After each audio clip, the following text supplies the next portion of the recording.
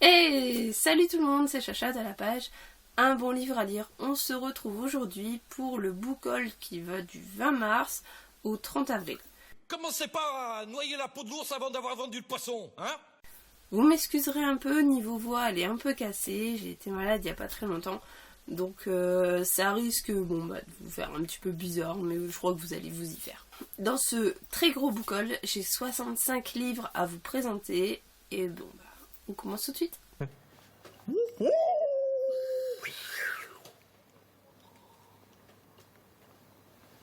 Donc, comme d'habitude, on va commencer par les livres numériques. Premier livre numérique à vous présenter, Le Manoir aux Chimères de Christelle Colpart-Soufflé.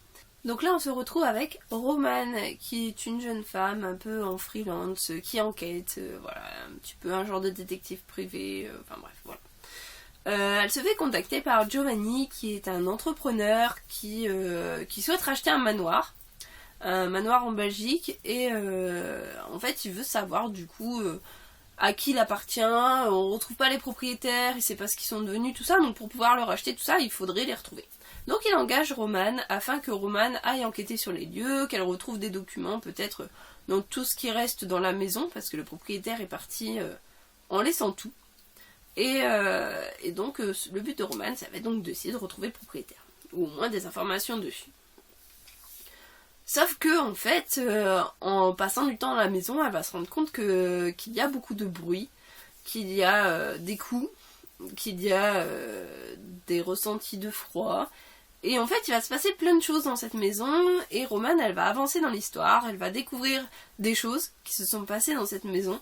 Et clairement, j'ai adoré. Ça a été une lecture extra.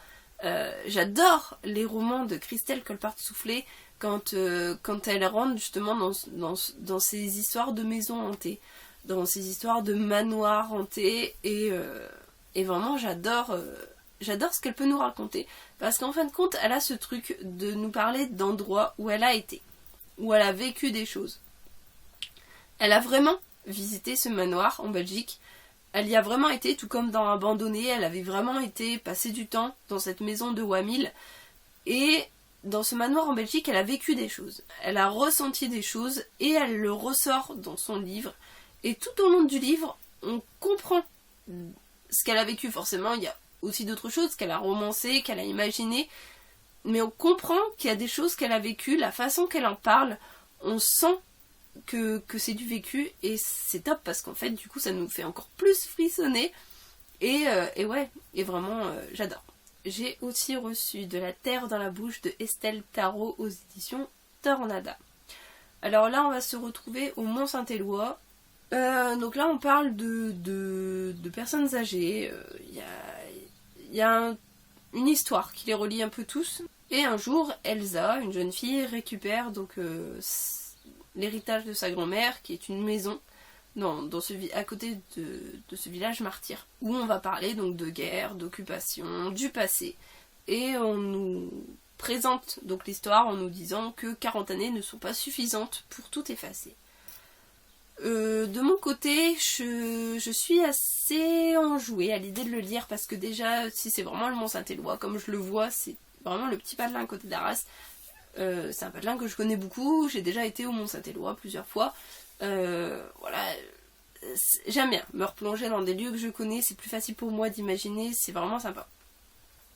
En plus, ça nous parle de guerre, d'occupation, c'est un sujet que j'adore, vous le savez maintenant, j'aime bien revenir dans les années de la guerre. Et en même temps, ça se découvre. Et Tornada, c'est une maison d'édition que j'aime beaucoup. C'est eux qui ont mis en avant Jean-Marc Desnaux, qui est un auteur que j'apprécie énormément pour ses histoires d'Alan Lambin, le chasseur de fantômes. Et ouais, ça m'attire vachement. Faut vraiment que je le lise.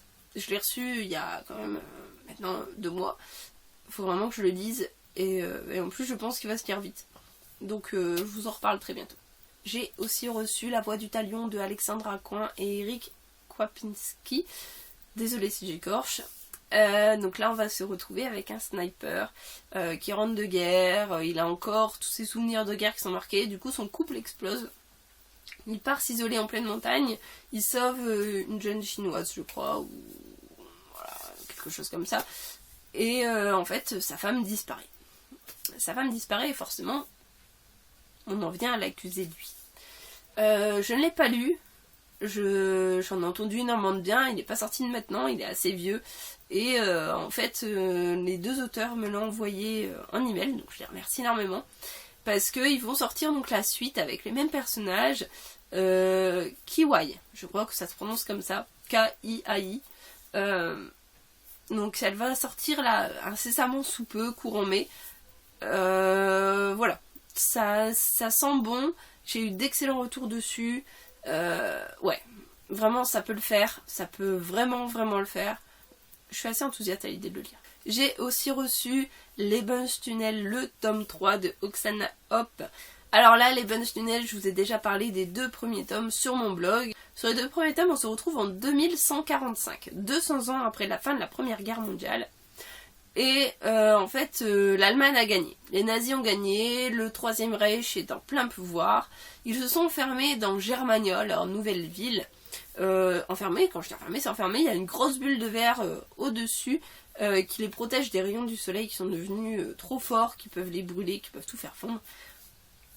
Et donc dans cette Allemagne 100% nazie, où tout le monde a les cheveux blonds, les yeux bleus, ils sont vraiment l'apogée de la race aryenne. Il y a une jeune fille qui s'appelle Krista qui a 17 ans et un soir en rentrant chez elle, elle découvre une jeune femme qui s'apprête à rentrer dans les égouts.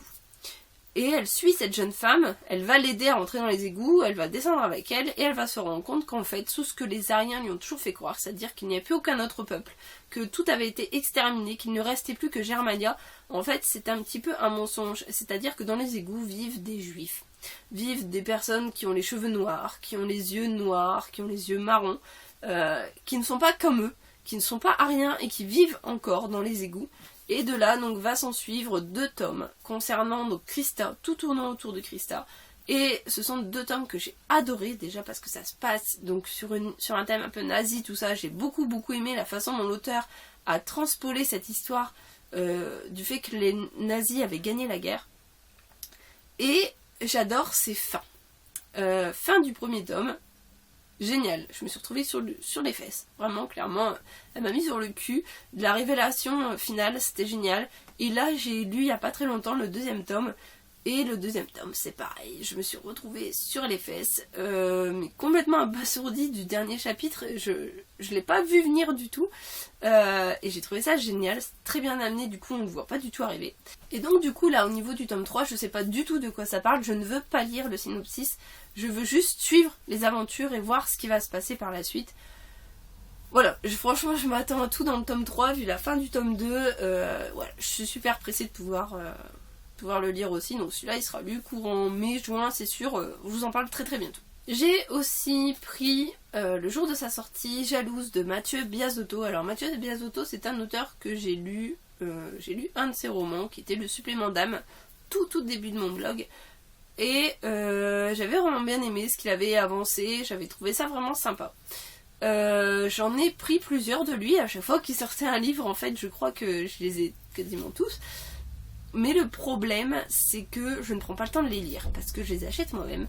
Et du coup, je ressens pas la pression que j'ai avec certains services presse, où j'ai vraiment une pression au niveau du temps qui découle, tout ça. Que là, c'est un petit plus, c'est là sur le côté. Et comme je sors très rarement ma liseuse, au final je l'ai dans ma liseuse, mais je ne le dis pas. Bref, avec Jalouse, je sais pas trop de quoi ça parle, je sais que c'est pas purement un thriller comme il a déjà fait avant. Avec Jalouse, on va être plutôt sur une histoire de jeune femme qui est très jalouse, qui a un énorme manque de confiance en elle, parce qu'elle s'est déjà fait tromper par son mari, enfin par son ancien copain, parce qu'elle va rencontrer un autre garçon qui va lui faire le même genre de choses. Et je pense qu'on va voir du coup son personnage évoluer.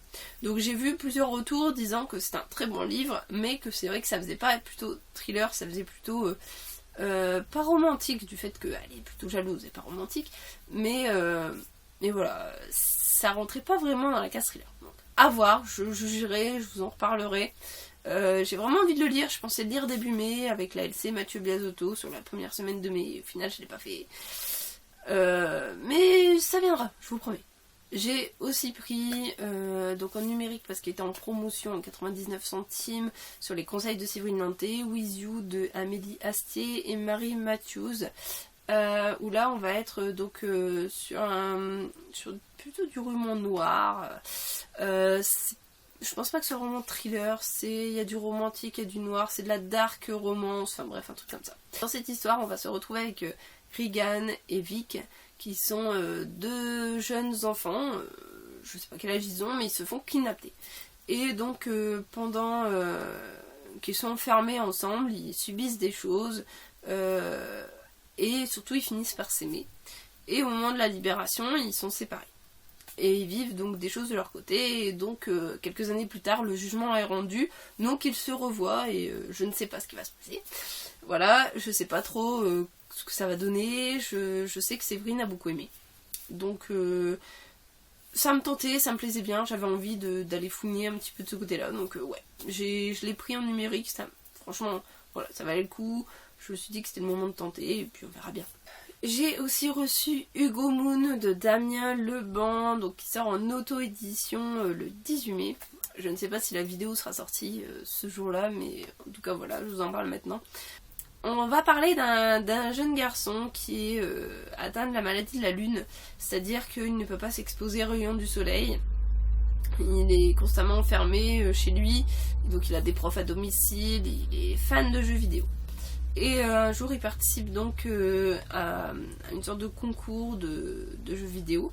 Il est invité en VIP, il va tester le super nouveau jeu vidéo qui vient de sortir. Et en fait en testant le nouveau jeu vidéo, il se passe un truc très bizarre, il y a un orage, enfin il y a un truc super chelou. Et il se réveille en plein désert avec les 4 autres participants. Franchement c'est sympa, c'est écrit à la première personne. Donc on est un peu dedans, en plus c'est l'univers des jeux vidéo. Bon, moi je suis pas ce côté geek jeux vidéo de mon mari, mais je suis plus geek figurine, conneries. Donc moi l'attrait des jeux vidéo n'est pas forcément mon truc, et pourtant c'est pas vraiment mis en avant comme un jeu vidéo, c'est mis en avant comme un côté fantastique en fait. Fantastique science-fiction, et du coup ça passe mieux que si c'était uniquement concentré sur des jeux vidéo. Donc j'ai aussi pris L'œuvre du diable de Mark Edwards qui est en promotion sur Amazon en ce moment, en numérique. Donc on va se retrouver avec une jeune femme qui accepte un emploi et qui s'en veut beaucoup parce qu'elle va commencer à vivre un vrai cauchemar. Elle va pas comprendre pourquoi est-ce que l'ancienne personne à son poste a disparu mystérieusement. Elle comprend pas ce que fait son assistante, elle fait des choses bizarres. Et puis son mari et son enfant vont aussi être pris dans tout ce remue-ménage cauchemardesque. Et voilà. J'en sais pas beaucoup plus, je peux pas vraiment vous en parler, je l'ai pas lu, mais ça me plaisait bien et la couverture était vraiment sympa. Donc sur le coup je crois que c'est plus la couverture qui m'a tilté et le synopsis sans plus. Donc on verra par la suite ce que ça va donner. On verra bien. Si vous l'avez lu, n'hésitez pas à me donner votre avis surtout. J'ai aussi reçu Tout le monde connaît Lola de Jonathan Mazot. C'est de l'auto-édition et là on va se retrouver donc avec un jeune homme qui s'appelle David et qui nous dit dans le synopsis que une jeune femme qui s'appelle Lola l'a appelée et lui a dit qu'elle était sa petite amie et tout le monde connaît Lola, tout le monde sait que bah oui voilà, ils sont ensemble tout ça, mais lui comme il dit il est très bien placé pour savoir que c'est pas sa petite amie. Je ne sais pas du tout ce que ça va donner. Les retours que j'ai vus dessus sont plutôt du genre qu'il y a de l'humour, que c'est sympa, c'est mignon, voilà. Donc je crois que ça va me faire du bien. Ça va me faire du bien, j'enchaîne pas mal de thrillers en ce moment, et ça va me faire du bien de lâcher un peu de lest. C'est prévu, très bientôt. Je vous en dirai plus dès que j'en sais plus. Bon, maintenant on a fini les numériques, on va passer aux livres de poche. Premier livre à vous présenter, La défense de Steve Cavanagh aux éditions Milady Thriller. Donc là on va se retrouver encore avec Eddie Flynn, un avocat très très persuasif, très très malin. Je l'ai adoré dans Un coupable idéal, qui en fait est la suite de celui-ci, donc que j'ai lu avant. Et j'ai adoré ce côté hyper avocat, hyper tribunaux, On prend des preuves mais on va te les démonter, on va te dire que non, ça c'est pas possible, que ça c'est bien, que ça du coup c'est impossible, et c'est génial. Et j'ai vraiment eu l'impression de me retrouver dans les Phoenix Wright, le jeu vidéo sur DS que j'ai adoré. Et donc là, avec la défense, c'est une première affaire d'Eddie où il va devoir, suite aux menaces de la mafia russe, il va devoir faire le procès du siècle et le gagner en 48 heures. Sinon, sa fille sera tuée. Donc, c'est un personnage que j'adore. Il a la rapidité d'esprit, il est malin, il est pas fonceur, il va bien réfléchir avant de faire les choses et surtout il réfléchit bien. Et ouais, vraiment c'est un personnage que j'ai beaucoup aimé dans Le Coupable Idéal. Et donc j'ai pas résisté, je me suis commandé la défense, je voulais vraiment pouvoir lire celui-là aussi. C'est une lecture qui se lit super bien, j'ai adoré. C'est vraiment un super... voilà, c'est un auteur à suivre, indéniablement, avec un personnage génial. Et j'espère vraiment qu'il va nous sortir d'autres romans avec ce personnage-là, parce que top, j'adore. J'ai aussi reçu Sous le même toit de Jojo Moyes aux éditions Milady. Et donc là, on va se retrouver avec une jeune femme qui va devoir quitter Londres, déménager en pleine campagne dans une vieille maison délabrée. Et elle va devoir forcément la retaper, mais bon, elle arrive en campagne. Elle va... voilà, ça va pas forcément attirer que les bonnes langues, il va forcément y avoir des médisants, des critiqueurs, et ouais, je trouvais ça en fait sympa. J'ai beaucoup aimé Jojo Moyes avec son livre Avant toi, que j'avais adoré, complètement dévoré, j'étais en larmes à la fin, et du coup je voulais pas lire la suite, donc j'ai préféré demander celui-ci qui est Sous le même toit, et voilà, je connais la plume et je sais que j'ai adoré. C'est vivant, c'est beau, c'est touchant. Voilà, je vais le lire, je vais prendre plaisir. Je me suis aussi fait une commande sur Price Minister, donc là j'ai reçu L'étrange cas du Dr Jekyll et de Mr Hyde de R.L. Stevenson. Et donc là on va se retrouver sur un truc très classique avec le Dr Jekyll qui se transforme en Mr Hyde quand il est en colère. Un genre de Hulk. Bien sûr tout le monde connaît l'histoire de Dr Jekyll et Mr Hyde. Je l'avais pas, ça fait partie pour moi, je pense, des classiques, des romans à connaître, des romans à lire. Je vais essayer de m'y mettre. Bon, bien, forcément, le Père Goriot et compagnie, vous oubliez, c'est pas pour moi. Mais ce genre de livre, ça peut vraiment m'intéresser, tout comme l'histoire de Sherlock Holmes et tout ça, ça peut vraiment le faire. Donc voilà, je vous en dirai plus quand j'aurai lu, vraiment. Vous attendez pas à ce que ce soit lu tout de suite, mais le jour où j'ai la motivation, je vous promets, je le sors.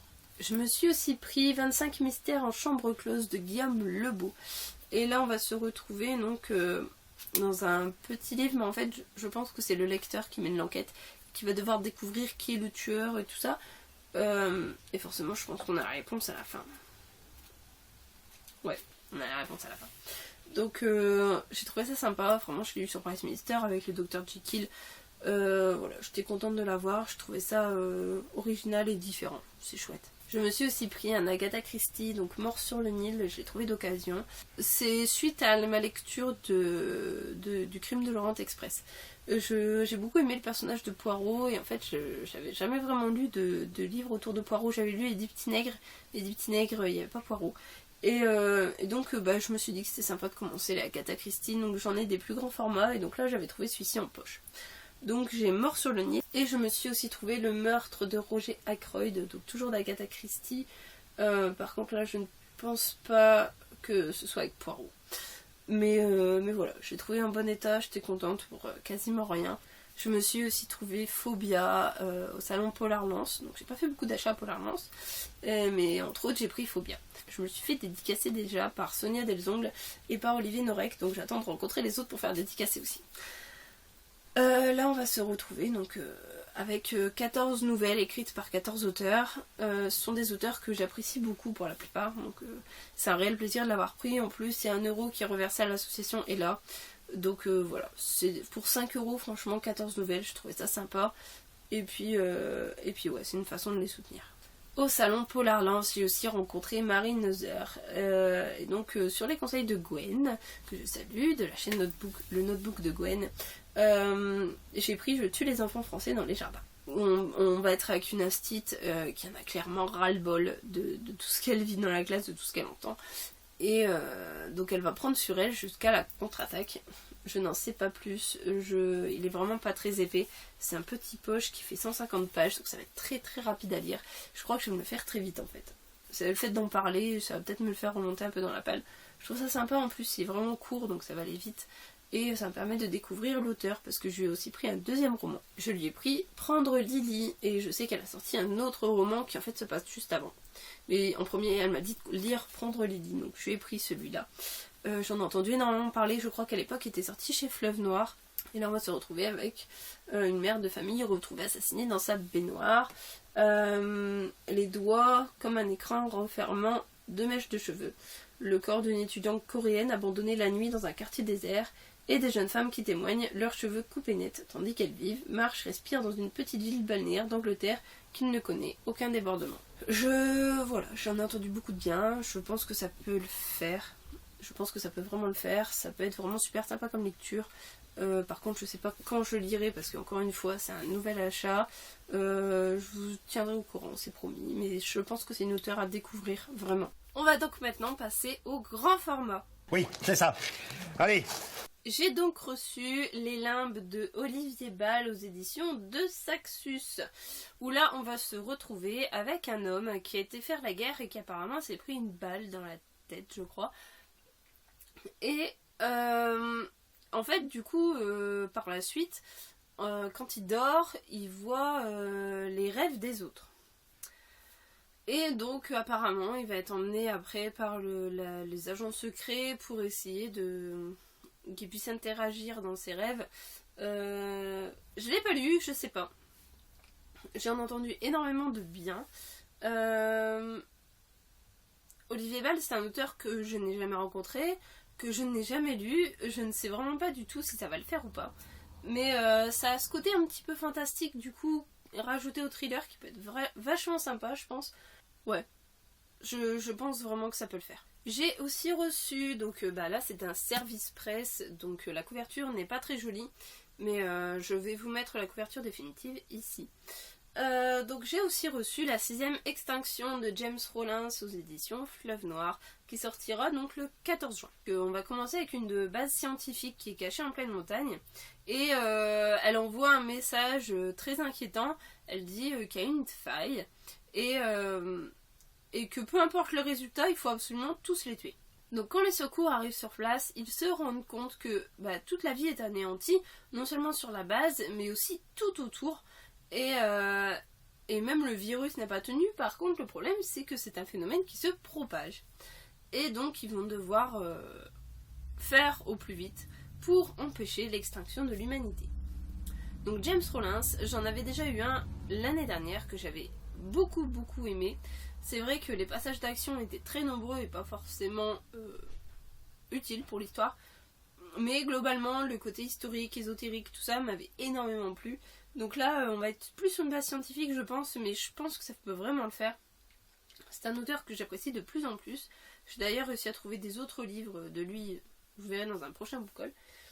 Et donc voilà. Donc c'est un roman qui sort le 14 juin aux éditions Fleuve Noir. J'ai aussi reçu Les Hordes Invisibles de Louise May, qui paraîtra donc le 24 mai aux éditions Fleuve Noir. Là, on va être dans un roman plus basé sur les maléfices d'Internet. Donc on est avec trois jeunes femmes qui commentent beaucoup derrière leur écran. Et ça plaît pas forcément à tout le monde. Elles vont recevoir des menaces de viol, de mort, de plein de choses. Et à côté de ça, il y a un flic qui justement va enquêter sur ce genre d'affaires pour essayer de trouver qui est caché derrière tous ces pseudonymes anonymes. Et voilà. Donc alors Louise May, c'est une auteure dont j'ai les ravagés. Son premier roman, je l'ai en poche. J'avais pris à Saint-Maur l'année dernière. J'ai toujours pas lu. Le deuxième, en brun, ça a été une claque terrible. J'ai complètement adoré son deuxième roman. Et donc là, sur Les Hordes Invisibles, je crois qu'on revient un peu sur son premier, Les Ravagés. Et je pense que ça peut le faire parce que c'est une auteure qui a un truc vraiment spécial. Et ouais, je pense que ça peut être vachement sympa à lire. Donc ça, je vous en reparlerai très très bientôt dès que je l'aurai lu. Les Hordes Invisibles de Louise May aux éditions Fleuve Noir, à paraître le 24 mai. J'ai aussi reçu Fatal Dimanche, Tout s'arrête de Nietzsche French aux éditions Fleuve Noir. Et donc là, on va être sur le dernier jour de la semaine. Donc il faut savoir que la saga de la semaine, ils en ont sorti donc 7 romans. Sur chaque roman, il porte le nom d'un jour de la semaine. Donc là, c'est Fatal Dimanche. Ce sont des romans qui ont des personnages récurrents, mais qui, il me semble, peuvent se lire indépendamment, même si bien sûr dans chaque roman il y a des touches qui nous rappellent les romans précédents. J'ai pas lu les précédents. Je sais que Yvan l'a lu. Yvan a lu celui-ci et il a dit que bien sûr c'était voilà, l'apothéose de la saga et que c'était forcément mieux de lire les précédents, mais que celui-là il pouvait très bien se lire sans avoir lu les précédents. Donc je vais commencer par celui-là, je fais jamais rien comme tout le monde, et je vous en donnerai des nouvelles très très bientôt. J'ai aussi reçu Bienvenue à Paradise Lodge de Nina Stib aux éditions Fleuve Édition, et là on va se retrouver avec une jeune femme qui se dit que c'est pas vraiment la peine de faire beaucoup d'études, alors que le seul truc qu'elle a envie de faire plus tard, c'est de travailler à mi-temps dans une maison de retraite. Elle va travailler donc dans cette maison, elle va se rendre compte que y a les joies des retraités, mais il y a aussi l'horreur de la morgue. C'est un roman joyeux, attention. Et en fait, il y a une autre maison de retraite qui va ouvrir pas très loin et qui va commencer à essayer de grappiller les vieux qui sont un petit peu partout, en proposant par exemple des cours de seniorobic, qui sont donc des cours d'aérobic pour les vieux. Et donc le Paradise Lodge vont essayer de tout faire pour garder leurs vieux. J'aime pas dire le mot vieux, mais c'est ce qui est marqué sur la couverture. Ils vont essayer de garder leurs vieux dans leur maison de retraite. Donc ça va être un truc très léger. Et j'aime beaucoup le thème des maisons de retraite. Faut savoir que moi j'ai été en grande partie élevée par mes grands-parents, donc c'est un petit pan de ma vie, voilà. C'est une compagnie que j'adore la compagnie des personnes âgées. Et du coup, j'aime beaucoup ces romans où on met les personnes âgées en avant, où on nous fait rire à travers leurs facéties, à travers leurs blagues, à travers leurs histoires. Et du coup, c'est vrai que je suis irrémédiablement attirée par ce genre de roman, tout comme j'avais beaucoup aimé Enquête au volet bleu, qui était sorti l'année dernière, mais je ne sais plus quelles éditions. Bref, c'était Enquête au volet bleu, et j'avais beaucoup aimé. On met la couverture là. J'avais beaucoup aimé ce livre et là on se retrouve un petit peu dans ce thème de la maison de retraite et c'est vrai que j'aime beaucoup. J'ai aussi reçu À la poursuite de l'Atlantide de Andy McDermott aux éditions Brajlon Thriller et là ça a été l'énorme coup de cœur. J'ai adoré ce bouquin que j'ai lu, que j'ai dévoré, qui m'a complètement agrippée, emmenée, embarquée, tout ce que vous voulez. On va se retrouver avec une jeune femme qui s'appelle Nina, qui est archéologue et qui veut absolument retrouver l'Atlantide, qui émet des plans, des théories selon ses recherches, selon ce qu'on a déjà découvert, selon les textes antiques. Et il faut savoir en fait que ses parents sont décédés pendant qu'ils étaient eux-mêmes à la recherche de l'Atlantide. Et donc elle va tout faire pour essayer de pouvoir aller à la recherche de cette cité engloutie. Elle va demander à des universités de financer son projet, les universités vont refuser, et du coup il y a un milliardaire qui va la contacter, qui va lui dire bonjour, voilà, je souhaite financer votre projet, l'Atlantide est quelque chose, est un sujet que je veux vraiment explorer, que je veux financer, donc du coup il propose de financer sa théorie. Et du coup elle s'embarque dans une histoire complètement folle, complètement loufoque. Il part donc sur les principes, sur les calculs de Platon, de tout ce qui a été raconté au sujet de l'Atlantide, et ils vont essayer donc de retrouver le temple de Poséidon. C'est un bouquin qui a de l'action du début à la fin. Quand je vous dis du début à la fin, c'est clairement tout le bouquin, hormis peut-être le chapitre 1, qui sert vraiment de présentation à son projet au niveau des universitaires. Tout le reste, c'est uniquement de l'action. Ça se canarde, ça se tire dessus, ça saute, ça court, ça remonte, ça se tire sur les rails, ça saute des wagons, partout. Ça nous happe complètement dans l'histoire. On est pris et on ne respire plus, on est en apnée totale du début à la fin. Et ouais, ça l'a carrément bien fait. C'est vraiment un bouquin en plus. Donc il y a de l'action, il y a de l'histoire, il y a des mythes, il y a de l'ésotérisme, il y a des découvertes de trésors. Il y a plein de trucs. J'ai adoré l'ambiance.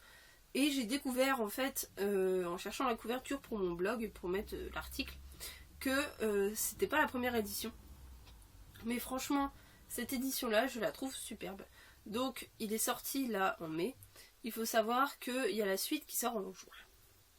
La suite, c'est sur le tombeau d'Hercule. Donc, c'est avec les deux mêmes personnages de Nina et Eddie. Eddie, son garde du corps. Et c'est génial, ça dérouille. C'est vraiment une saga que j'adore. Donc, le deuxième tome, je vais le lire. Je vais être super contente de lire. Vraiment, je peux vous le conseiller, celui-là, j'adore. J'ai reçu Signe de vie de J.R. Dos Santos aux éditions HC Éditions, où là on va être sur un roman qui est plus de la science-fiction. Des radiotélescopes, les immenses radiotélescopes, captent un signe de vie dans l'espace. Donc ils vont envoyer leurs équipes dans l'espace et en fait, voilà. On n'en sait pas plus, mais je m'attends à tout. Ça va être un roman, je pense, de science-fiction. Ça va être... j'aime ce côté dans l'espace. En fait, ce que j'aime dans ce côté dans l'espace, c'est ce côté un peu huis clos. Parce que c'est forcément enfermé dans une navette. Et s'ils sortent, ils sont obligés de mettre une combinaison. Donc le danger extérieur est très important. Ils peuvent pas sortir sans combinaison. Ils sont cloîtrés dans cette navette. Et j'aime beaucoup ce côté huis clos qu'on retrouve dans les bouquins qui parlent d'espace. Comme j'avais aimé dans Artemis. Comme j'avais aimé dans Seul sur Mars. Ce sont des romans que j'aime beaucoup et ouais, ça peut carrément le faire en fait. Surtout que là, sur le hublot, on voit des taches de sang. Je me dis ça, je ne dis rien, mais c'est un sacré pavé, mais par contre, je vous promets, je le lis très très bientôt et je vous en donne très vite des nouvelles. Je me suis aussi pris rendez-vous avec le crime de Julia Chapman, les détectives du Yorkshire. C'est le premier tome d'une saga, donc il est sorti chez La Bête Noire. Alors, je le voulais absolument. Déjà pour la bonne raison que j'ai adoré la couverture, je l'ai trouvée super jolie. Et j'aime ce côté enquête british. Donc on va se retrouver avec un jeune homme qui arrive dans un petit village et qui veut ouvrir son agence de détective privé. Il loue un appartement, un rez-de-chaussée, à quelqu'un qui est très très doué avec l'informatique, à une jeune femme qui a un site de rencontre et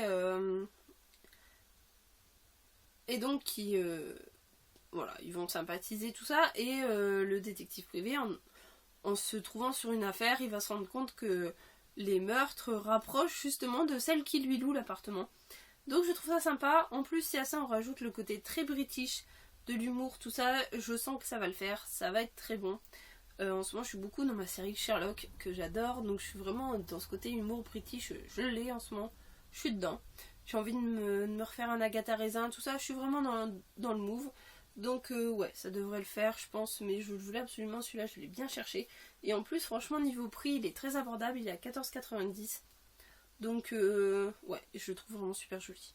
Mon homme m'a gentiment offert Le Triomphe des Ténèbres de Giacometti Raven. C'est un roman, c'est le premier d'une saga, je crois que ça va être une trilogie. J'adore ce côté signe nazi avec les tentacules de la pieuvre. On va être en 1938.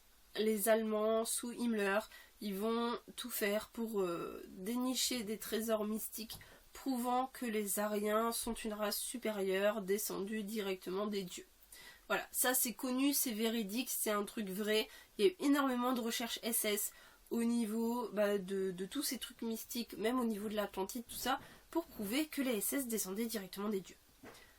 On va donc là-dedans se retrouver avec ce genre de thème, avec ce genre d'histoire où les SS vont tout faire pour retrouver des tableaux, des œuvres d'art, des trucs prouvant que, en effet, les nazis descendent directement des dieux. Bref. Donc on va se retrouver sur un livre un peu historique, un peu ésotérique, Et j'aime beaucoup ce côté histoire. J'aime beaucoup le retrouver dans mes romans. Donc je sens que ça va pas faire long feu. Je vais vite me l'enquiller celui-là. Et je vous donne beaucoup de nouvelles. J'ai aussi reçu Toucher Mortel de Peter James aux éditions Fleuve Noir.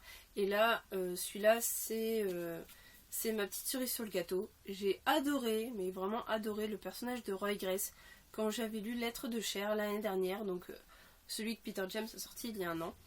Et ouais, c'est un personnage que j'adore. Bon, j'ai pas lu les précédents, donc je ne sais pas exactement, je ne connais pas tous les détours de son passé.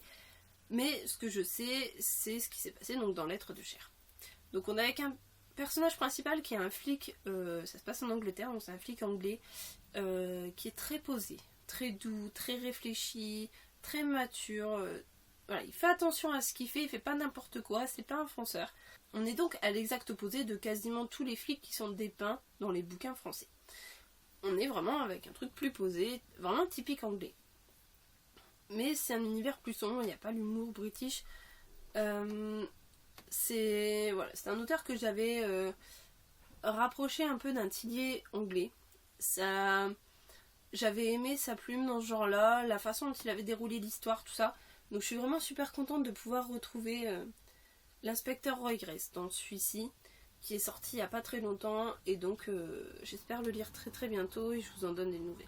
J'ai aussi reçu, donc encore une fois c'est un service presse, donc je n'ai pas la couverture définitive, je vous la mets là. J'ai aussi reçu donc le manuscrit inachevé de Franck Tillier qui est sorti le 3 mai aux éditions Fleuve Noir. Et donc là on va être avec Franck Tillier qui nous écrit le roman Le manuscrit inachevé. Dans ce roman Le manuscrit inachevé, il va nous mettre en place un personnage qui dit avoir retrouvé le manuscrit de son père. Et donc il l'a publié en réécrivant la fin, parce que son père n'avait pas eu le temps d'écrire la fin. Et donc là on arrive sur un deuxième manuscrit inachevé, écrit donc par le père de l'homme, par Monsieur Traskman. Et donc lui, il va parler donc d'une auteure qui habite Berck, dans le Pas-de-Calais, sur la côte d'Opale. Et sa fille se fait enlever. 4 ans après, il y a une histoire avec un corps qui est retrouvé dans une voiture qui n'appartenait pas à celui qui la conduisait. Et ça va les emmener donc sur la piste. Et en parallèle, il y a l'histoire de la fille qui est disparue 4 ans avant. Et cet auteur, dans le livre, écrit aussi un roman qu'elle a appelé Le manuscrit inachevé. J'ai aimé ce côté miroir en fait. Vous savez, photo réduite, comme si à chaque fois il y avait une photo de moi qui tenait le livre, qui tenait le livre, qui tenait le livre. Et en fait c'était l'histoire dans l'histoire, dans l'histoire, dans l'histoire, et j'ai trouvé ça génial. J'ai trouvé ça vraiment super. Je sais qu'il doit y avoir un truc codé, caché dedans, comme d'habitude. J'ai pas pris le temps d'aller chercher, je voulais lire le livre. La fin m'a laissé sur le cul, comme pour beaucoup de monde je pense. Et ça reste du Tillier, du grand art, du Tillier, du vrai Tillier, comme il en fait toujours. C'est le rendez-vous immanquable du mois de mai tous les ans. Je suis vraiment super contente de l'avoir lu, comme d'habitude. C'est un plaisir. À chaque fois c'est un plaisir de le lire. Et voilà, ça déroule tout seul, c'est du Tillier. J'ai aussi reçu On se reverra de Lisa Jewell aux éditions Milady Suspense, où on va se retrouver dans une histoire un peu folle. Une jeune femme qui habite le bord de mer. Et un jour, en regardant par la fenêtre, elle se rend compte qu'il y a un homme qui est assis sur cette plage. Qui regarde la mer. Et donc, quand elle va lui parler, elle se rend compte qu'il ne se souvient de rien. Il ne se souvient pas de son prénom, il ne se souvient pas de sa vie, il ne se souvient de rien du tout. En parallèle à ça, il y a une jeune femme qui vient d'Ukraine, qui s'est mariée 10 jours auparavant avec un jeune homme. Et il l'aime follement, il lui envoie des messages très régulièrement, il passe son temps à lui envoyer des messages quand il sort du travail pour la prévenir qu'il arrive, que tout ça. Et un jour il rentre pas. Et donc forcément elle va s'inquiéter, elle va commencer à aller voir la police, tout ça. Et le lien entre les deux va commencer à être fait au fur et à mesure. Parce que donc il y a cette histoire de ce jeune homme qui disparaît, de ce jeune homme qui arrive sans souvenir de qui il est. Et au milieu de tout ça, on a un passé. On a un passé presque 20 ans en avant. Où on découvre une famille qui va au bord de mer pour passer des vacances, tout simplement, en Angleterre. Et en fait, il va se passer un drame au passé. il va se passer quelque chose de terrible. Et donc, ces 3 histoires vont se rejoindre, on va tout comprendre, tout va s'assembler, tout va... Voilà, c'est... Vous n'allez pas vous en faire. Ça arrive, vraiment l'auteur, elle nous amène tout sur un plateau, c'est génial. C'est un bouquin que j'ai beaucoup aimé. Ça n'a pas été coup de cœur, tout ça, mais ça a vraiment été une très très bonne lecture. Déjà, c'est très bien écrit, c'est très fluide, très souple, très... Voilà, on veut savoir ce qui se passe.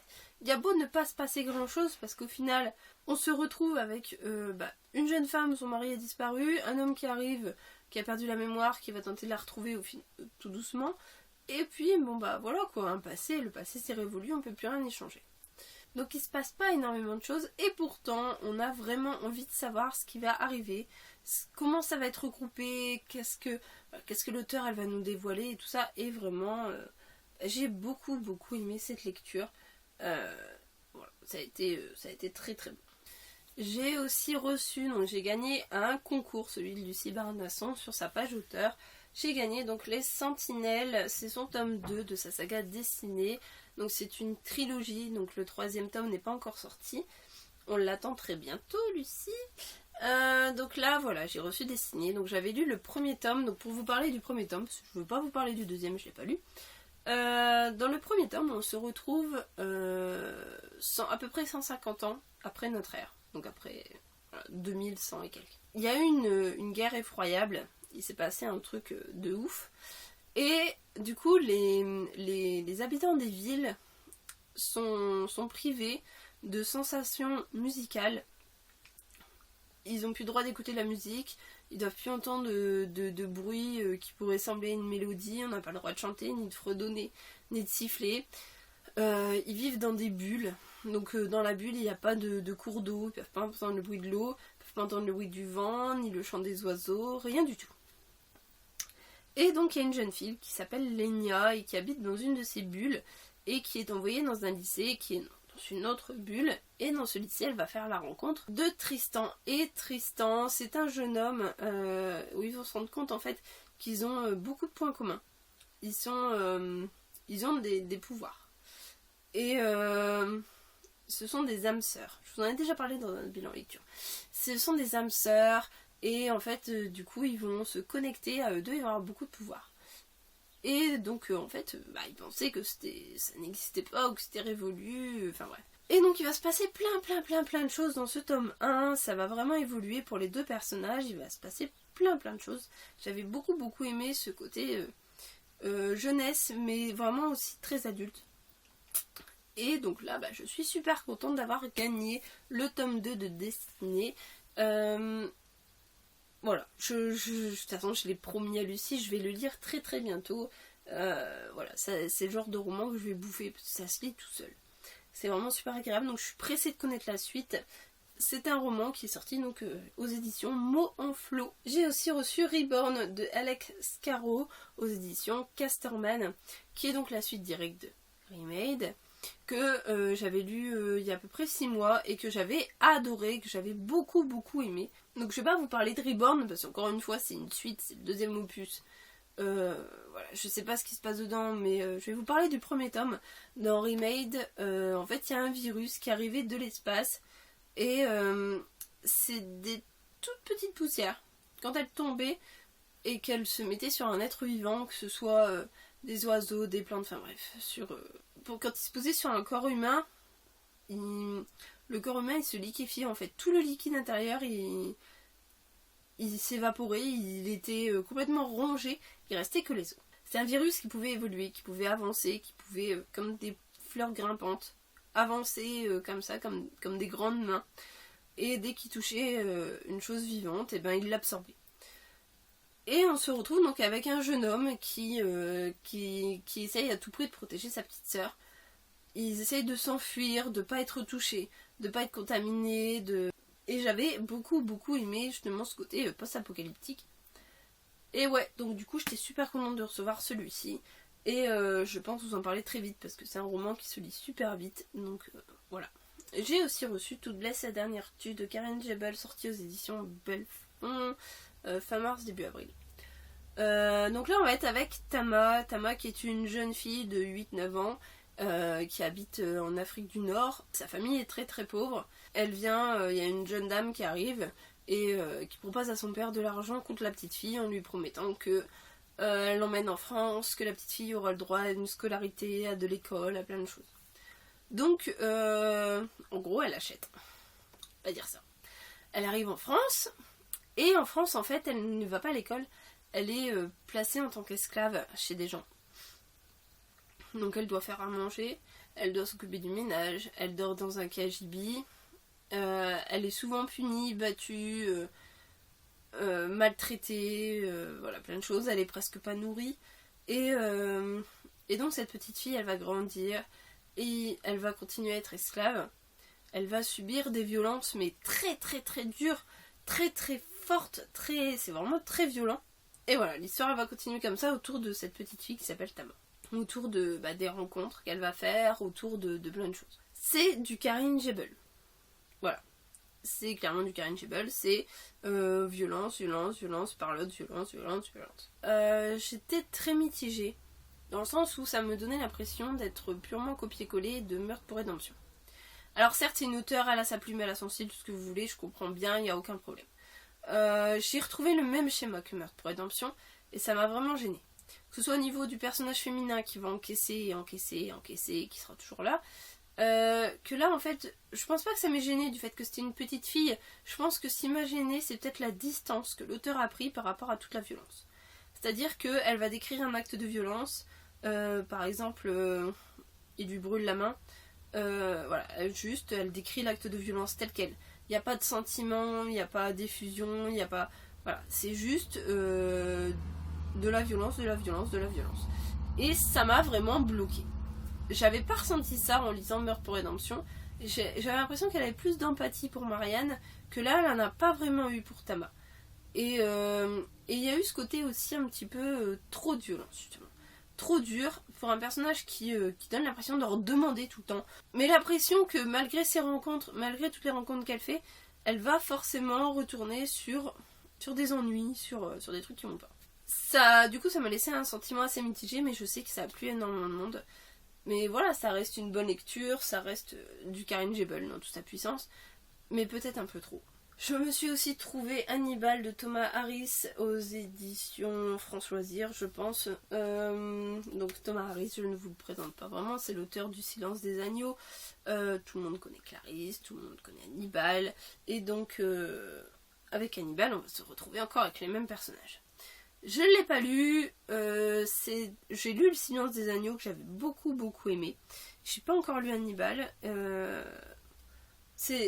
Pour moi c'est du classique, c'est le classique des thrillers, tout ça. C'est Hannibal Lecter, clairement.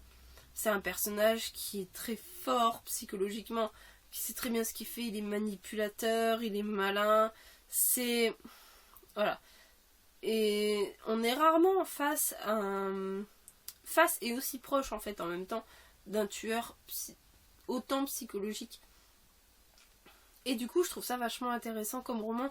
Ça change vraiment de ce côté flic, de ce côté victime. Là, on est vraiment beaucoup avec le tueur. Et qui agit pas vraiment comme un tueur, en fait. Je sais pas, c'est Hannibal Lecter, en fait. Il a vraiment ce truc à lui qu'on retrouve un peu nulle part ailleurs. Ouais. C'est un personnage que... Je vais pas dire que j'apprécie Hannibal Lecter, mais que j'aime retrouver. Je me suis aussi trouvé Bridget Jones, folle de lui, de Helen Fielding aux éditions Albin Michel. C'est la 3e aventure de Bridget Jones.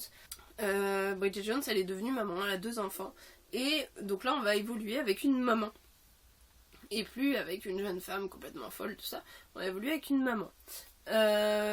Bridget Jones, je l'adore. C'est un personnage féminin qui est tellement positif, enjoué, divertissant, dynamique, tout ça, que c'est vraiment un personnage que j'adore lire parce que ça met vraiment du baume au cœur, ça fait du bien, ça positive, ça... Voilà, c'est vraiment du personnage très très intéressant que j'aime beaucoup. Je me suis aussi commandé Seven de Anthony Bruno d'après le scénario de Andrew Kevin Walker. Donc là on est clairement sur le livre du film Seven avec Brad Pitt et Morgan Freeman. C'est un film qui pour moi est la base du thriller, du meurtrier en série, voilà, de l'horreur, de plein de choses. J'ai adoré ce film quand je l'ai vu, j'étais jeune. Je l'ai revu depuis, bien sûr. C'est un film qui vous marque forcément. Et donc quand j'ai vu ce livre, voilà, c'était un petit peu une obligation. C'est le livre. C'est le livre Seven avec les 7 péchés capitaux. Voilà. Pour ceux qui ne l'ont pas lu ou vu, je vous conseille absolument le film qui est énorme. J'ai aussi reçu les démonologues de Andrew Piper aux éditions de l'Archipel. Et là on va se retrouver avec un spécialiste de thèse qui est toujours considéré comme étant un grand sceptique, et en fait il est invité à une réunion pour parler de choses surnaturelles, et il se rend compte que en effet il se passe des choses, que il y a du surnaturel, que c'est possible, et de là il n'y a plus qu'une envie, c'est d'aider sa fille à se sauver du malin.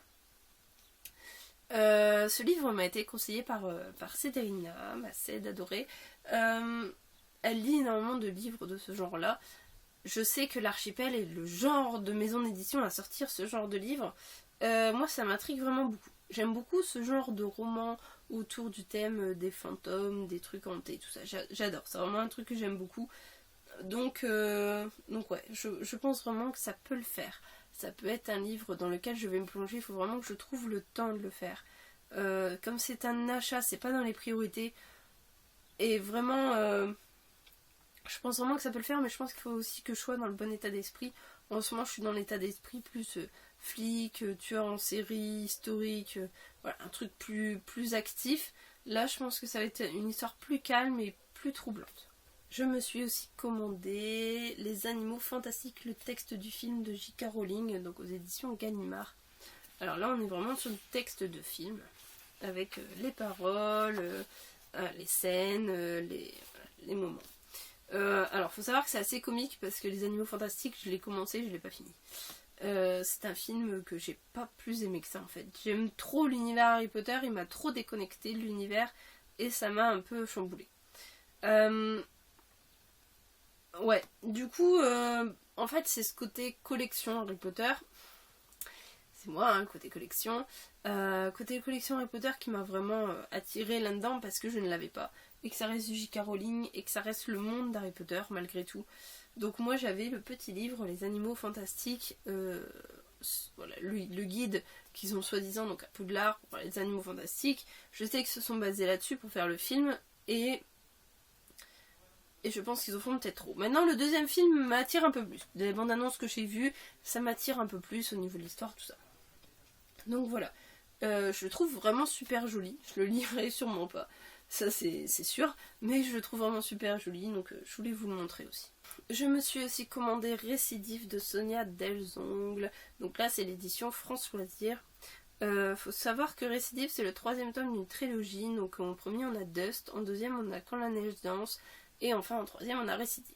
Alors bon, Dust je l'ai en livre de poche, Quand la neige danse je l'ai en version France Loisirs, et là donc j'ai eu Récidive en version France Loisirs. Je ne sais pas du tout de quoi ça parle, je sais qu'il y a un inspecteur qui est récurrent dedans, que c'est une inspectrice qui est un petit peu rock, de ce que Sonia m'en a dit, et ça peut le faire. Il faut vraiment que je commence par Dust avant. Maintenant j'ai eu d'autres priorités, et comme c'est un achat encore une fois ça passe après.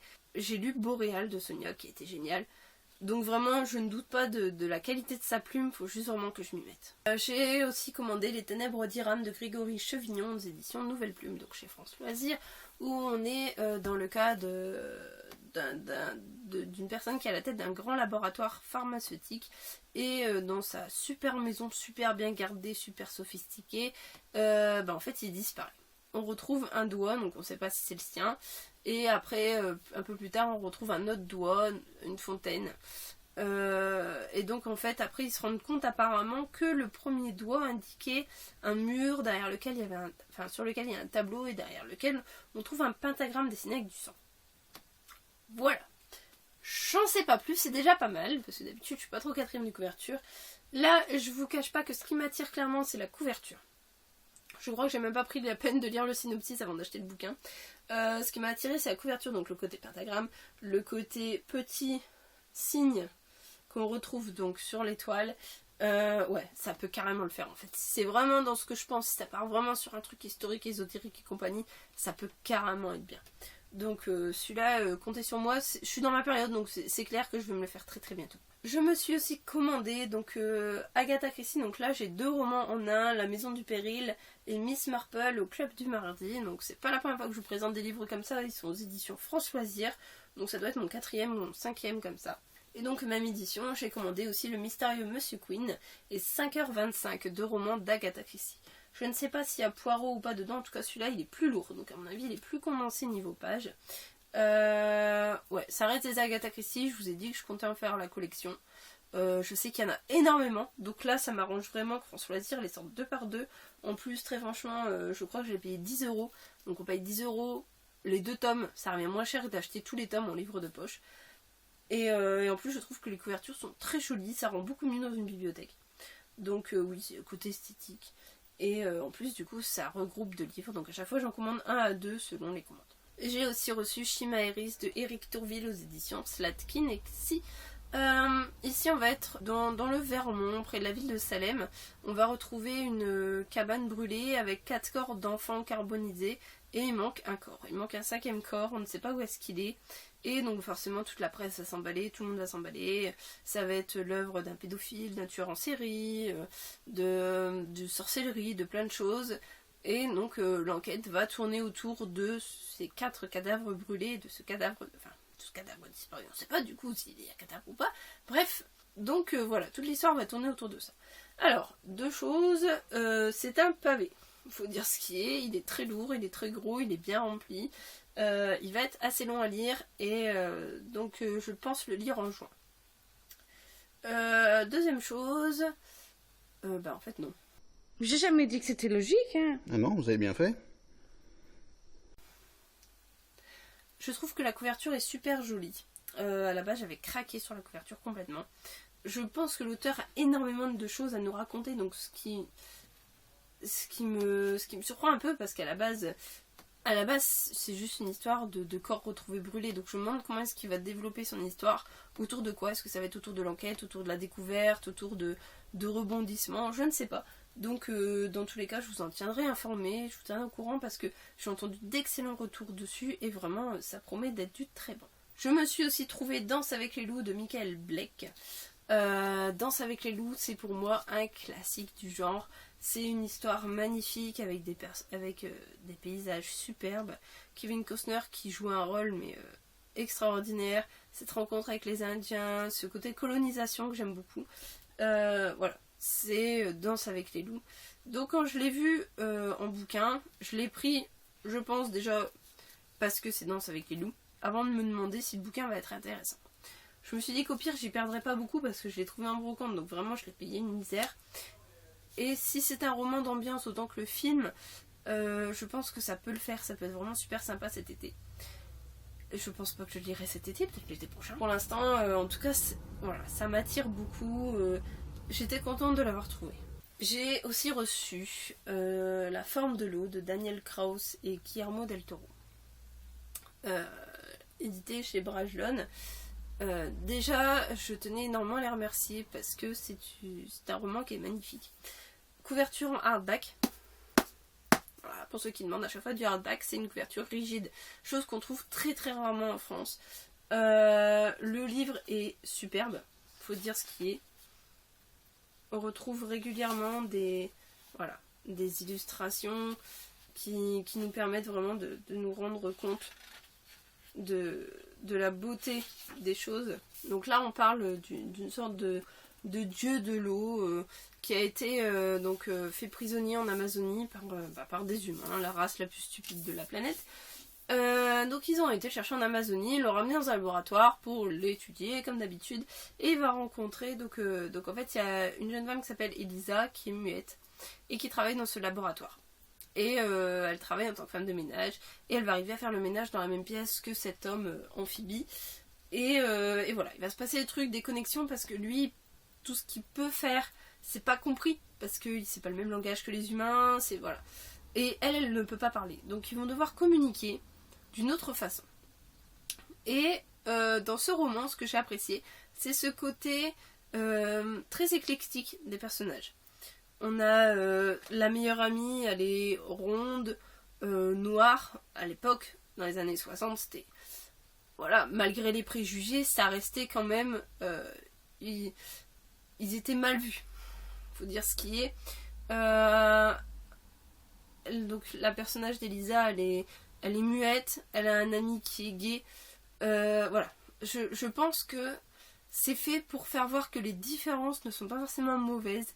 Et j'ai vraiment ce côté message passé, je l'ai adoré. Maintenant l'histoire, elle n'est pas hyper transcendante, bien que ce soit très joli et très sympa.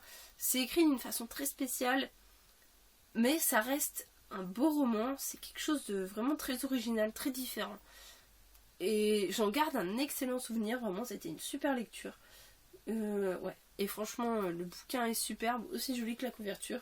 Je n'ai pas vu le film, je peux pas comparer. Mais ouais, vraiment, j'ai beaucoup aimé. Je me suis trouvé Dynamique du chaos en grand format aux éditions Ring. Donc Dynamique du chaos de Ghislain Gilberti. Ce livre est une galère phénoménale à trouver. On va dire ce qui est. J'ai eu une chance pas possible de l'avoir trouvé à 17-18 euros. Actuellement, il coûte dans les plus de 50 euros, ce que je trouve complètement fou pour un bouquin. Il faut savoir qu'il a été réédité au livre de... Enfin, c'est pas le livre de poche, c'est la mécanique générale. Donc, en plus petit format, moins cher, à 10 euros, vous pouvez le trouver. Je sais que c'est du Ghislain, c'est à 80-90% autobiographique. C'est un auteur que j'ai rencontré à Neulémine et que j'apprécie énormément. Il est tout en simplicité, tout en naturel, très gentil, très sociable, très avenant, très sympathique.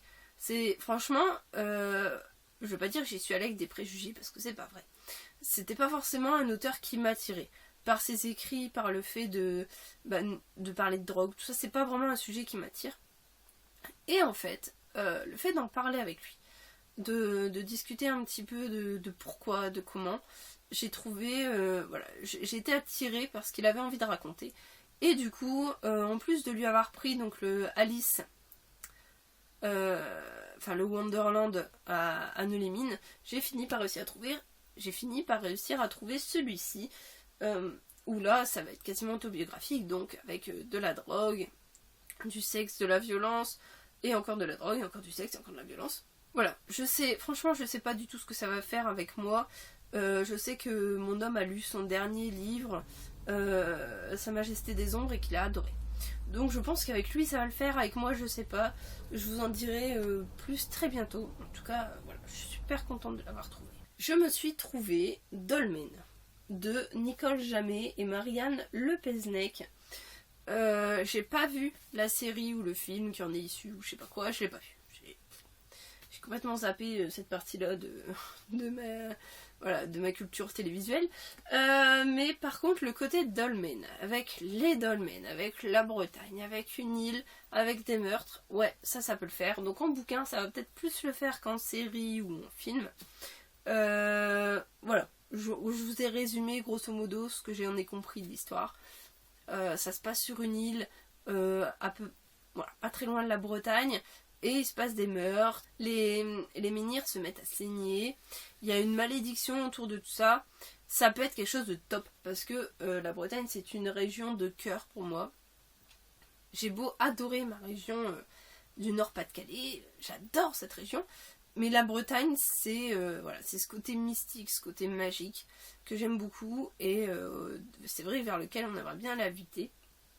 Donc quand j'ai vu Dolmen, je me suis dit que ça rentrait bien dans ce que j'aimais au niveau ambiance et que ça pouvait vraiment le faire. Je me suis aussi trouvée d'occasion sur Facebook, sur une autre page de lecture qui revendait des livres. Donc j'ai trouvé les 3 romans de Sarah Pinborough aux éditions Milady. Donc j'ai Poison, Charme et Beauté. Ce sont en fait des contes revisités. Donc par exemple pour Poison, c'est le conte de Blanche-Neige qui est revisité. Ça va être... je sais pas comment ça va être revisité, mais moi ça m'intéresse beaucoup. Je suis beaucoup princesse. Donc avec charme, on revisite le conte de Cendrillon. Et avec beauté, on revisite le conte de La Belle au bois dormant. J'en sais pas plus, je sais juste que c'est revisité. Ce sont des couvertures qui sont super jolies. Franchement, j'adore. En plus, c'est l'édition Milady, et voilà, ça reste du Brajlon, tout ça. C'est une série, c'est une collection, une maison d'édition que j'aime beaucoup, beaucoup. Donc je suis super contente de les avoir trouvés. En plus, ils sont en excellent état. Donc c'est vraiment très intéressant. J'ai aussi eu Caraval, Entrée dans le jeu, rien ici n'est réel, tout n'est qu'illusion. Donc c'est un roman de Stéphanie Gerber aux éditions Bayard. Je ne sais pas du tout de quoi ça parle. Donc ça parle d'illusion, je pense qu'il va y avoir un attrait sur la magie. J'ai trouvé la couverture super jolie. Je l'avais vue plusieurs fois à Auchan, tout ça. Et du coup, ouais, ça l'a carrément fait niveau couverture. Je me suis dit que c'était carrément bien. Donc pareil, je l'ai trouvé aussi d'occasion sur Facebook à la même personne que pour mes 3 romans de Sarah Pinborough. Et du coup, voilà, je me suis jetée dessus. Toujours la même personne, j'ai aussi trouvé Passenger d'Alexandra Bracken aux éditions Milan. Et là par contre, c'est un roman sur lequel je louchais depuis déjà pas mal de mois. Déjà depuis sa sortie, je l'avais trouvé super joli. J'avais pas forcément eu d'excellents échos dessus, mais ça m'a pas plus gêné que ça en fait, parce que bon là franchement je l'ai payé 3€. C'était vraiment l'occasion, ça aurait été con de passer à côté. Donc ouais, je suis contente de l'avoir. Je me suis aussi trouvé La vérité sur l'affaire Harry Quebert de Joël Dicker aux éditions de Fallois. Et là, je sais pas si vous avez bonne mémoire ou pas, mais en fait je l'avais déjà en poche. Et c'était voulu parce que clairement je n'aime pas les gros poches. C'est un truc, voilà, les poches j'aime bien parce que c'est petit. Par exemple c'est gros, ça m'embête, ça m'ennuie, ça m'énerve. Donc j'aime bien les avoir en grand format. Et je le voulais en grand format, donc comme je l'ai trouvé sur Price Minister pour presque rien, je l'ai pris. Et puis je suis contente de l'avoir. Ça me fait comme ça, j'ai 3 de ses romans, donc avec le Baltimore et puis avec Stephanie Meyer, j'ai les 3, donc j'ai 3 de ses romans en grand format. Je vais vraiment pouvoir m'y attaquer, n'est-ce pas Katia? Je te fais un petit coucou et je te promets, je vais bientôt m'en occuper. J'ai aussi reçu Bon à tuer de Paola Barbato aux éditions de Noël. Et là on va se retrouver avec deux écrivains qui sont un petit peu en guéguerre, qui se lancent des pics constamment et qui sont poussés à sortir leur tout nouveau roman en même temps. Le même jour, et de voir qui va gagner au niveau des ventes. C'est bien sûr, suite à ça, il y en a un des deux qui va se faire enlever, et puis il va se passer plein de trucs, tout ça. Ça a été très très laborieux comme lecture, je vous en reparlerai mieux dans un autre bilan lecture. Ça a été hyper laborieux, ça a été très lourd, très dur, le style, et vraiment ça l'a pas fait. Ça l'a pas fait du tout. Je m'attendais vraiment à quelque chose de très dynamique, tout ça. Au final il se noie dans des détails inutiles, dans une tonne de personnages qui servent à rien. C'est trop en fait, ça part dans tous les sens et du coup on est perdu, on est noyé dans tout ça et du coup c'est dommage. C'est vraiment dommage. L'idée de base était très très bonne. On aurait pu avoir un excellent roman qui... Voilà, sur le fait qu'il se passait la même chose que dans les livres qu'ils écrivaient, tout ça, je trouvais ça vraiment sympa et en fait je trouve qu'il s'est noyé un peu dans toute son histoire. J'ai aussi trouvé Le rasoir d'Occam de Henri Lovenbroek aux éditions France Loisirs, je pense. On parle de meurtre en série, on parle d'une secte sanguinaire surgie du passé, et on parle de 6 pages mystérieusement disparues d'un manuscrit datant du XIIIe siècle. C'est ça. Je vous en dirai pas plus parce qu'il n'y en a pas vraiment plus à dire. Henri Lovenbroek, c'est un auteur que je n'ai jamais lu, que j'aimerais beaucoup découvrir. Il y a une saga à lui qui m'interpelle énormément avec ses loups. Et ouais. Donc quand j'ai trouvé celui-ci en fait à Emmaüs, j'étais super contente. En plus il est nickel. C'était vraiment une très belle découverte pour moi. Donc j'étais contente de le prendre. Je l'ai toujours pas lu. Maintenant si c'est vraiment un truc qui va partir dans l'histoire de sorcellerie sur des vieux manuscrits, tout ça, ça peut vraiment le faire. Ça me fait vraiment un côté un petit peu ésotérique, tout ça que j'aime beaucoup. C'est un auteur un peu touche à tout, qu'on m'a souvent conseillé, notamment pour Nous rêvions juste de liberté, son dernier qui était sorti. Voilà, j'aimerais beaucoup le rencontrer, pouvoir discuter un peu avec lui. Ouais, ça peut vraiment le faire. J'ai aussi reçu Sa Majesté des Ombres de Ghislain Gilberti. C'est le premier tome d'une trilogie, de sa trilogie des Ombres. Là, on est sur du pavé de 730 pages. Mon homme l'a lu, je ne l'ai pas encore lu, mon homme l'a lu, il a adoré. Il a vraiment beaucoup aimé. Ouais, j'ai pas encore lu Ghislain. C'est toujours pareil, j'ai des Ghislain, je les ai pas encore lus. Là, on va être dans un... on va encore être avec une histoire de drogue, avec une flic un peu spéciale qui a des sortes de pouvoirs un peu mentalistes, tout ça. Voilà. Je pense que ça peut vraiment être sympa, ça peut être dynamique, comme il m'a dit mon homme. Voilà, ça bouge, ça remue, ça peut vraiment être chouette. Je me suis aussi trouvé l'appât. Et ça, c'était indéniable, je le voulais. J'avais vraiment apprécié Ragdoll. Ça n'avait pas été un coup de cœur, ça n'avait pas été une lecture extraordinaire. J'avais apprécié Ragdoll, mais j'ai adoré l'appât. Donc l'appât, c'est de Daniel Cole aux éditions La Bête Noire. Donc là, on se retrouve toujours avec le même personnage d'Emily Baxter, qui était déjà dans Ragdoll. Sachant que ça va être une trilogie. Ça commence par un corps qui est écartelé. On va dire écartelé. Pris dans une sorte de grosse toile sous un pont. Et dessus, c'est marqué l'appât. Et son meurtrier, la marionnette, est mort en bas du pont. Sur son corps, où on voit marqué marionnette. C'est le premier double meurtre d'une série qui va aller en accélérant. Il va se passer plein de choses. Ça bouge, ça canarde, ça rentre dans l'art, ça déduit plein de choses. Il y a plein de remue-ménage, il y a plein de trucs. Il y a une scène finale géniale dans la gare. Vous allez voir, c'est extra. Il y a des passages très drôles avec des personnages qui sont plus posés, plus drôles, plus détendus. Ça fait du bien, on respire, on souffle. Et c'est bon, c'est bien écrit. Voilà, c'est très visuel, c'est très cinématographique. On ressent vraiment les influences de l'auteur. Et ouais, vraiment, moi ça l'a fait. Bon, c'est pas encore le coup de cœur, mais vraiment, j'ai beaucoup aimé. Il est meilleur que Ragdoll à mon sens. C'est... Ouais, en fait, ça s'arrête jamais. Il y en a un, il y en a encore un autre, il y a encore un autre meurtre, et puis ça s'accumule, puis on a l'impression qu'ils vont jamais s'en sortir. Et ouais, vraiment, ça avance et c'est très bon. On va finir avec les BD et les beaux livres. Oui, c'est ça. Allez. Donc, je vous ai présenté dans le précédent Bookhaul 5 BD Kaamelott qu'on avait eu. Donc là, c'est la 6ème, le duel des mages. On retrouve Merlin, bien sûr, toujours en train de faire le con avec ses sorts. Je l'ai toujours pas lu. Mais mon homme en raffole, hein, ma fille aussi d'ailleurs. Donc, voilà, c'est Kaamelott d'Alexandre Astier et Steven Dupré. Niveau BD, mon homme fait la collection des Walking Dead, parce qu'il a adoré la série, donc je lui en prends de temps en temps quand j'y trouve d'occasion. Donc il faut savoir qu'une BD Walking Dead, vous pouvez la payer autour de 15€.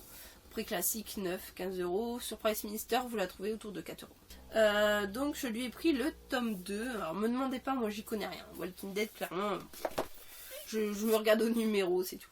Le tome 3. Moi, clairement, les sortes de zombies, ça le fait pas du tout. C'est vraiment de la BD. Hein.